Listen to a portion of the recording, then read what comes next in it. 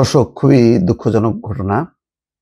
আজকে রোজার দ্বিতীয় দিনে রাজধানীতে আবাসিক হোটেলে আগুন লেগেছে। তাৎক্ষণিকভাবেই ৪ জন নিহত হয়েছে। দর্শক, আপনাদের সামনে যখন খবরটা বলছি তখন বাংলাদেশে সময় দুপুর ২টায়। জানি না এই আগুনের পর এখন আগুন নিয়ন্ত্রণে কাজ চলছে, শেষ পর্যন্ত কি দাঁড়ায়। এমনিতেই ঢাকা শহরের অগ্নি নির্বাপন ব্যবস্থা কোথাও আবাসিক হোটেল বলেন বা আবাসিক ঘর বাড়ি বা অফিস আদালত কোথাও ভালো না।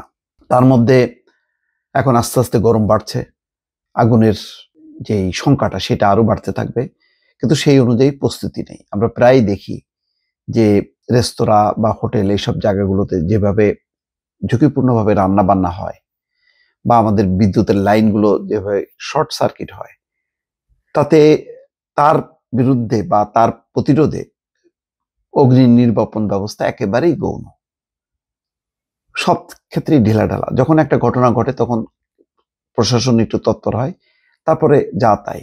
গত বছরও দেখেছেন যে সেই বেলি রোডে ভয়ঙ্কর ঘটনা, আরো অনেক জায়গায় ঘটেছে।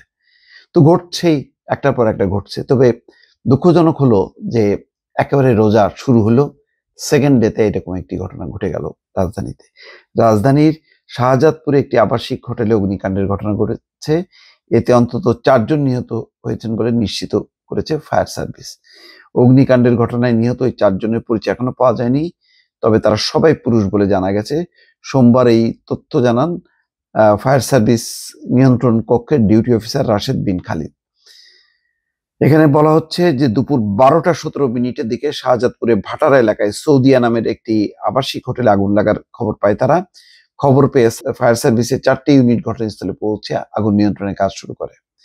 দুপুর ১টা ৪ মিনিটের দিকে আগুন নিয়ন্ত্রণে আসে। ৬ তলা হোটেলের ২য় তলায় আগুন লেগেছিল। আগুন নিয়ন্ত্রণে আসার পর ওই আবাসিক হোটেল থেকে ৪ জনের মরদেহ উদ্ধার করা হয়। ফায়ার সার্ভিসের মিডিয়া সেলের ভারপ্রাপ্ত কর্মকর্তা বলছেন, নিহত ৪ জনের মরদেহ ৬ তলা থেকে উদ্ধার করা হয়েছে।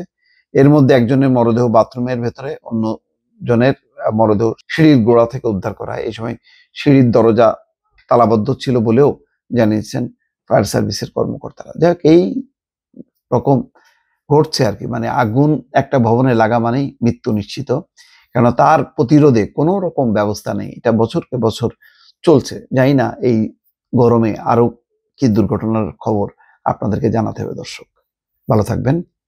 আল্লাহ হাফেজ। আসসালামু আলাইকুম সুপ্রিয় দর্শক, ভয়েস বাংলার সাবস্ক্রাইবার এখন ১.৫ মিলিয়ন। আপনাদের সহযোগিতা এবং ভালোবাসায় দিনকে দিন ভয়েস বাংলার দর্শকের সংখ্যা বাড়ছে।